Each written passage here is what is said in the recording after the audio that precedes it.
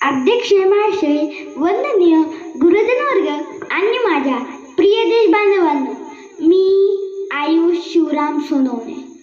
प्रथम सर्वांना प्रजासत्ताक दिनाच्या हार्दिक शुभेच्छा. लहरतो तिरंगा अभिमानाने आज उंच आकाशी, लहरतो तिरंगा अभिमानाने आज उंच आकाशी, उजळू सारे रंग त्याचे प्रणा आज एकमुखाशी, प्रणा आज एकमुखाशी. जगण्या शिकण्याचा अधिकार दिला मजला ज्याने आज, जगण्या शिकण्याचा अधिकार दिला मजला ज्याने आज, संविधानाचा करतो आदर करून मुद्रा मानाचा त्यास, करून मुद्रा मानाचा त्यास.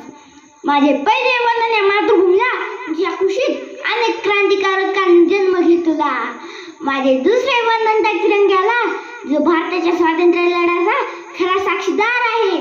माझे तिसरे वंदन शिवछत्रपतींना ज्यांनी स्वराज्याचे बीज मातीच्या कणाकणात आणि प्रत्येक माणसाच्या मनामनात रुजविले. आज आपल्या आनंदाचा, उत्साहाचा, सन्मानाचा आणि अभिमानाचा दिवस म्हणजेच 26 जानेवारी. आज आपण भारताचा 76वा प्रजासत्ताक दिन साजरा करत आहोत.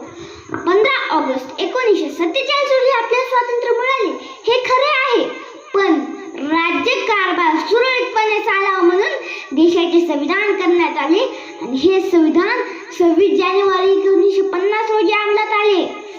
बाबा साहब ने कलम उठाई तो संविधान बन गया, बाबा साहब ने कलम उठाई तो संविधान बन गया. अरे संविधान की ताकत तो देखो यारो, अरे संविधान की ताकत तो देखो यारो. चाय बेचने वाला भी आज इस देश का पंतप्रधान बन गया, चाय बेचने वाला भी आज इस देश का पंतप्रधान बन गया. 26 जानेवारी 1950 या दिवसापासून भारतात खऱ्या अर्थाने लोकशाही नांदू लागली.